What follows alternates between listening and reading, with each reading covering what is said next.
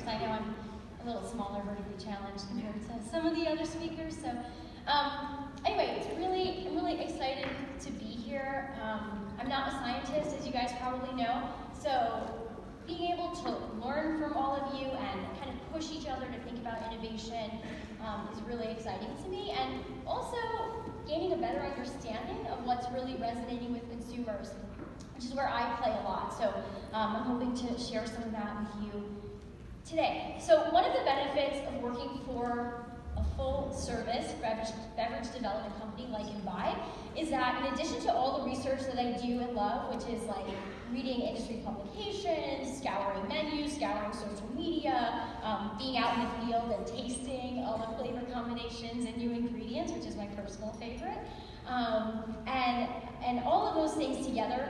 In addition to those, I also work only steps away from the lab. So I'm really able to witness change in real time, often 6 to 9 months before any of these products hit the marketplace. And I'm going to use all of those insights to hopefully help inform you guys and maybe inspire future innovation going forward. So that's my plan. So my goal is to make the next 20 minutes feel like 10. So challenge accepted. I think we're going to have a really fun time. I'm going to start by talking about this booming category of water, which is one of my personal favorites. Sometimes I call it water plus, sometimes I call it enhanced water.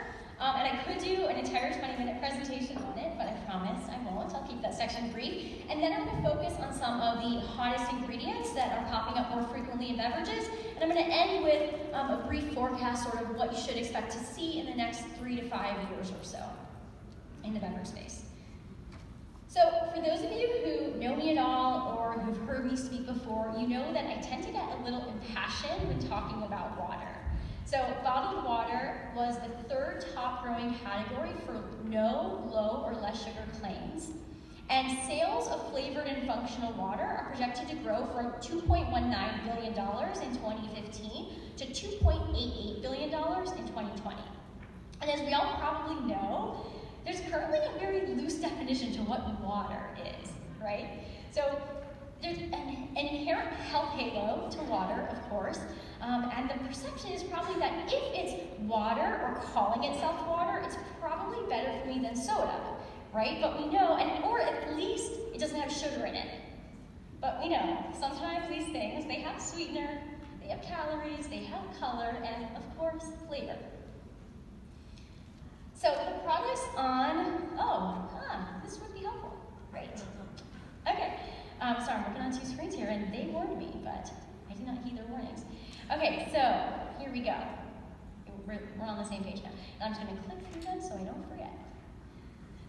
Okay, so the products on this slide really represent several segments and recent innovations within water, and I'm not going to speak to all of them, but I want to call out some of them and suggest sort of why they have already found success, why we expect them to find success, or what makes them disruptive. So the first segment is sort of this, what I call plant or tree waters, and we see coconut water still has the majority of the market share, but other waters like birch, aloe, cactus, maple, those would all kind of fall into this category. And then there's this newer type of water by Organic Girl. You might recognize that logo from the triple wash spinach or spring mix, you know, things that we have in Whole Foods or every grocery store, really. So they have this clear green water, which they say actually has a pound of their greens in it, and then the additional nutrients of electrolytes and polyphenols. So we know that consumers want more than just hydration, right? Just being water isn't really enough. So products like these that really give the perception that they come directly from the plant, whether they actually do or not, you know, that's kind of a trade secret. But anyways, many of these offer consumers the benefits that they're after. So the next segment that I expect to grow is energy water. So some products incorporate, you know, maybe lab-produced caffeine or other more natural sources of caffeine, but we're definitely seeing more natural sources of energy, and we will continue to see that. So the Zola product, for example, has green coffee, green tea, and yerba mate extracts, and then other ingredients like guayusa, guarana, and ginseng also work really well with these types of products. So this segment is interesting because it can act as an alternative to coffee or tea or even soda, really. but it also has sort of the perception that it's a less intense energy boost than some of those mainstream energy drinks out there. So in the past, I've talked about water for wellness, which I think is kind of funny because water is sort of the ultimate, wellness beverage, right? But in the past, so Karma Wellness Waters, they actually have their whole brand identity around wellness, and they have a line of probiotic fortified waters. And we see other ingredients, they're not super new, but antioxidants, fiber, pomegranate seed oil. These are ingredients that we see in these sort of wellness waters. And I call them wellness waters because they oftentimes actually have messaging on the packaging that says like immune support or immune health water or wellness, for example. But the next generation of wellness waters is what I really want to focus on, and that's wellness for the body in a different way. And we kind of tag it as beauty from within. So I want to call out this product from Vital Proteins. It's interesting because it's probably not categorically a water, right? It's actually a powder, which is not often how we see water, but they're calling this powdered product beauty water. And it's really interesting also with collagen, so that's the main ingredient in there, and that's something we definitely expect to see more in these beverages that are positioning themselves as beauty beverages. Whether they're water or not is still, the jury's still out on that. But we definitely predict we're going to be seeing more collagen call-outs, especially in the beverage space, with the continued interest in paleo and protein in the next few years. So I have to mention protein water. I know at this point it's nothing new. I still think this subsegment is really funny because they often these products have really long ingredient statements when they call themselves water. And we saw something new this year. I think this product Physic launched in, May of this year, and it's a carbonated protein water with 20 grams of protein. And so far it's the only one that I've seen on the market of its kind, and we actually tasted it in the office. I was really impressed and surprised. It felt like a refreshing protein beverage, and like I said, I haven't seen anything else on the market, but if other brands could figure this out from a technical standpoint, then I wouldn't be surprised to see more. For the most part, I would say what I'm seeing in protein water is not super innovative anymore, but we are seeing protein as a whole. So there's a lot of flexibility within water. I expect brands to continue to position their products as water as long as they're able to. All right. Okay, so the next section focuses on a few hot ingredients that should definitely be on your radar so that you consider them as you continue to innovate.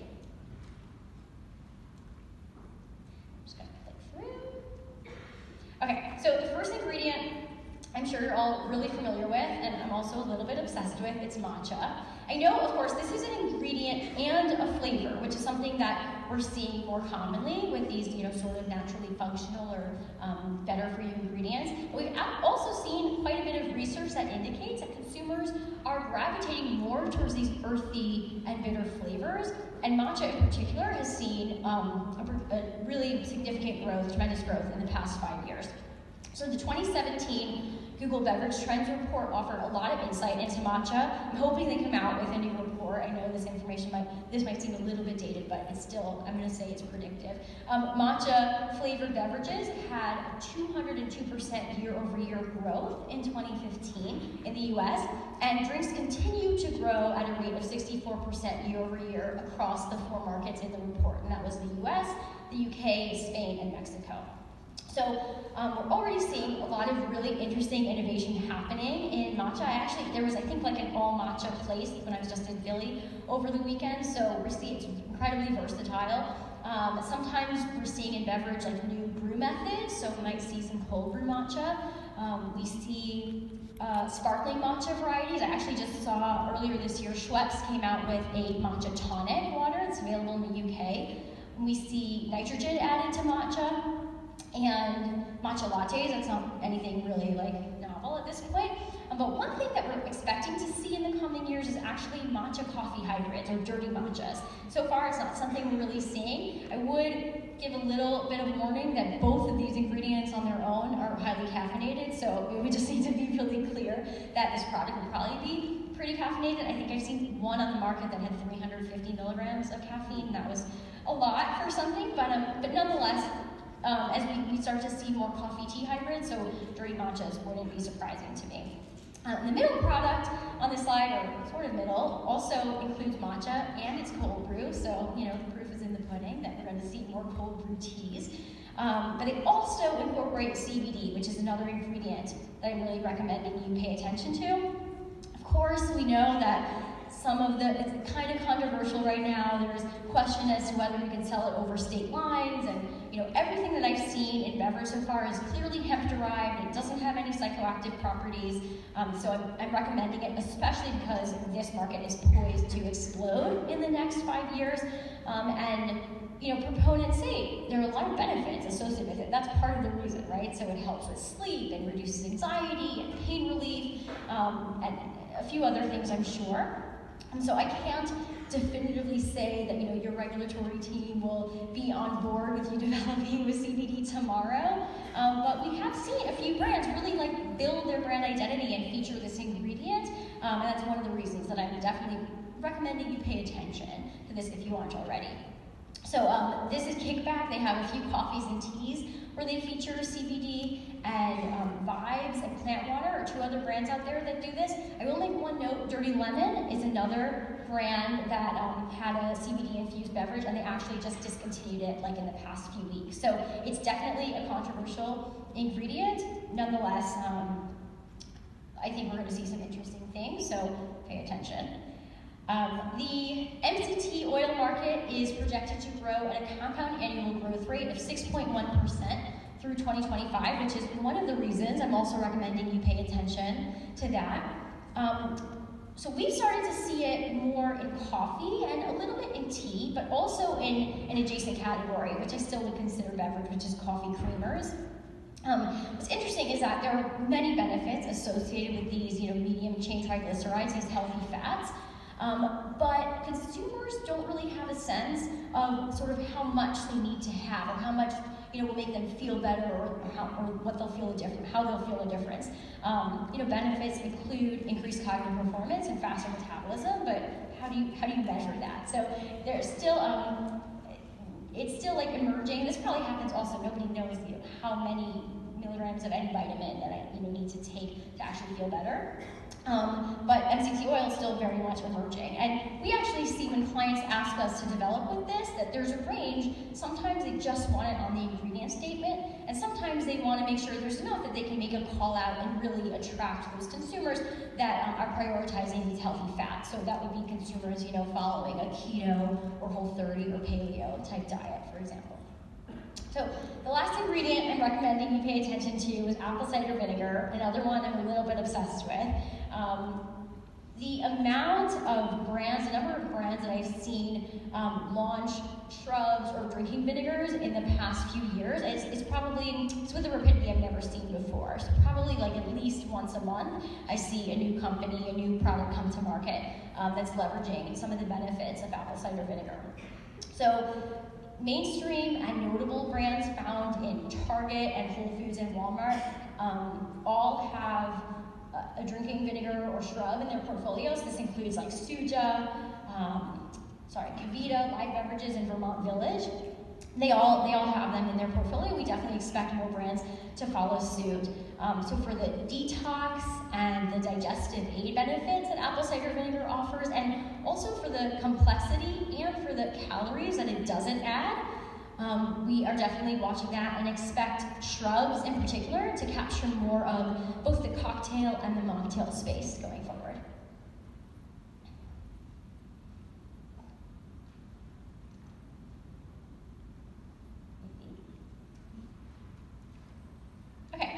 So as we look to the future, there are a few things, of course, driving product innovation. So health and wellness, major contributors, that's not changing. The demand and interest in global ingredients and global flavors, and also just the curiosity and openness to novelty. So high level, we're still watching natural function. So what are those ingredients that have an inherent benefit to that?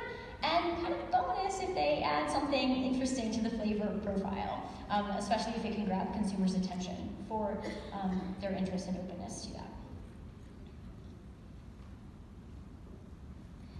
So this summary slide that's populating really captures where we expect to see an increased number of product launches, ingredients that we expect to be used more frequently, and also attributes that we predict we'll be seeing more of in the next few years.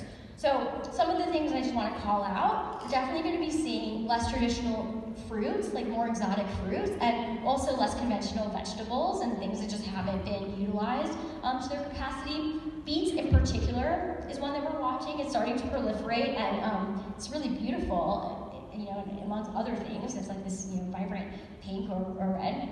So we've seen in both food and beverage, we've seen beet tartare, beet hummus, beet shots are pretty prevalent in the sports nutrition space, and more recently we're starting to see beet lattes.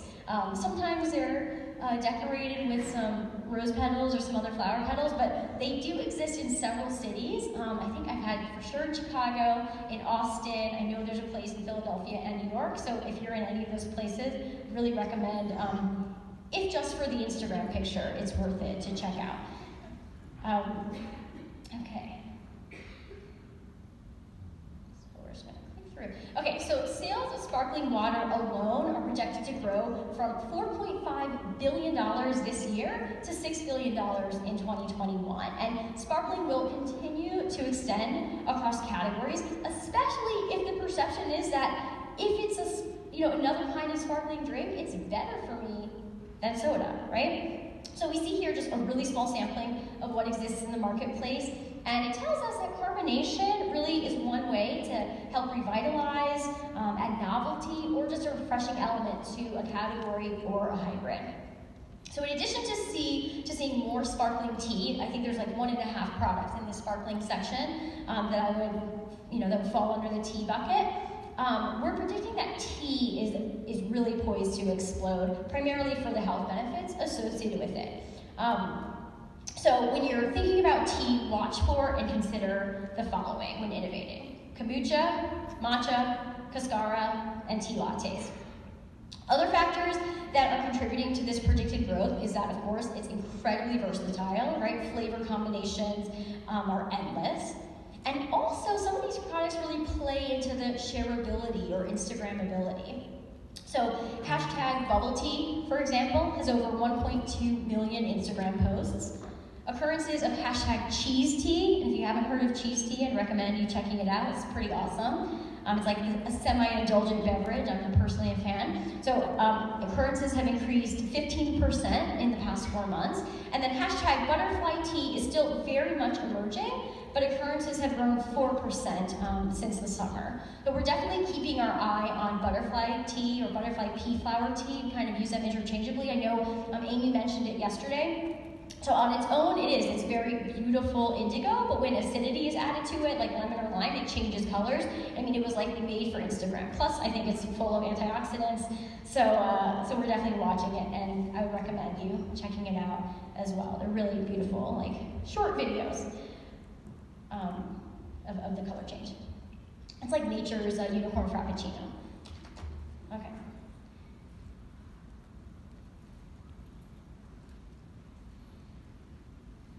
Okay, so the next category is, it's not about the alcohol, it's all about the alcohol, whatever. We're watching better for you cocktails, mocktails, shrubs, and vinegars. All of those are combined into this category. And one reason that we're expecting these categories to grow is actually for some of the research that's really exciting that's starting to be done on Gen Z.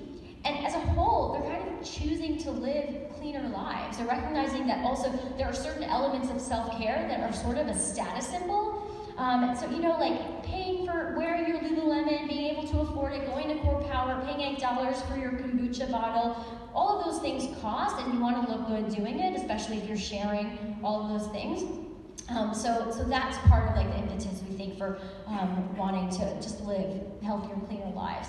According actually to the UK Office for National Statistics, people ages 16 to 24 who do not drink any alcohol has risen by 32% in the last 10 years, which is pretty significant. So the products on these slides really represent some of the trailblazers and disruptors in that category. Seedlip is a really interesting product. It's a premium brand of botanical-based, non-alcoholic spirit. And then botanique is a wine replacement. It's made with botanical extracts, vitamins, minerals, amino acids, and a bit of pear juice. And then this Booch Craft is actually a kombucha beer hybrid. And we also are seeing more and more both kombucha with the alcohol left in it, sort of like an alternative to beer, and then also kombucha as a cocktail mixer. So I'm starting to see you can, on menus, you can order kombucha cocktails. So that's really interesting. And then, you know, on the other side, we're seeing, like I said, these shrubs and drinking vinegars that are often used to make sort of more complex mocktails, and then sometimes also just as cocktail mixtures. So I'm not suggesting that consumers are ready to give up happy hour or ready to give up, you know, the social aspect of getting a drink with a friend, but there is a demand for fewer calories and fewer hangovers, so we're definitely seeing, you know, this industry change.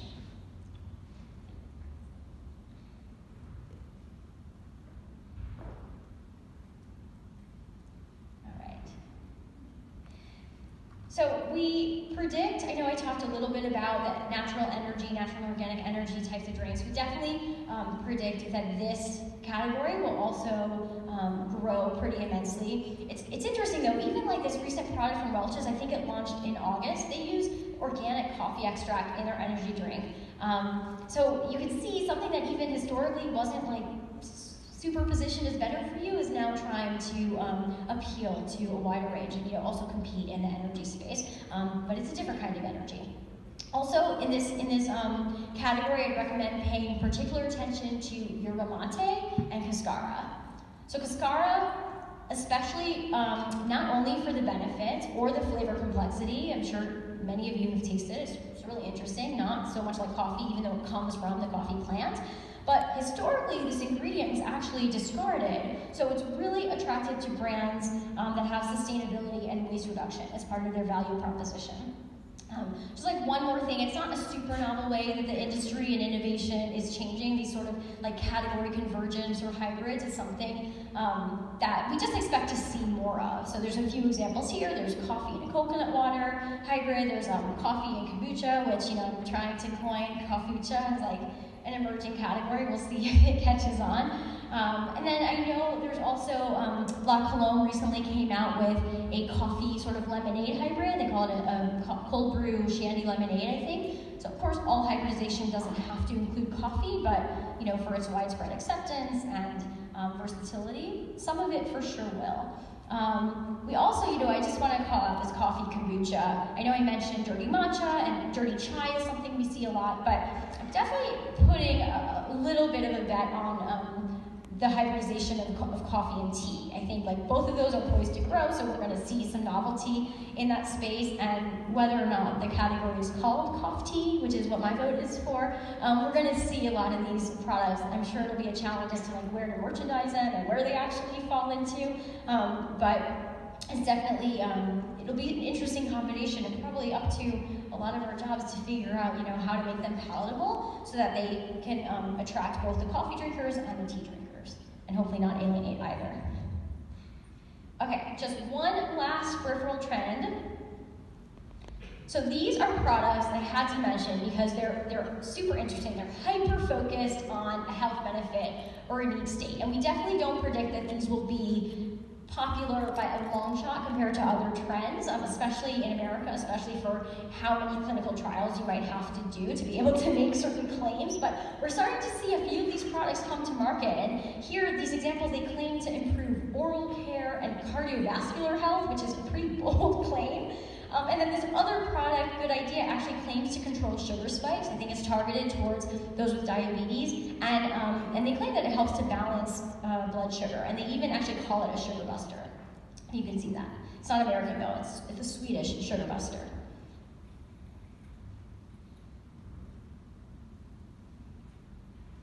Anyway, as we look to the future of beverage formulation and innovation, I can also tell you there will definitely be less sugar, but I like to think the future still looks pretty sweet. So thank you guys so much for your time and attention.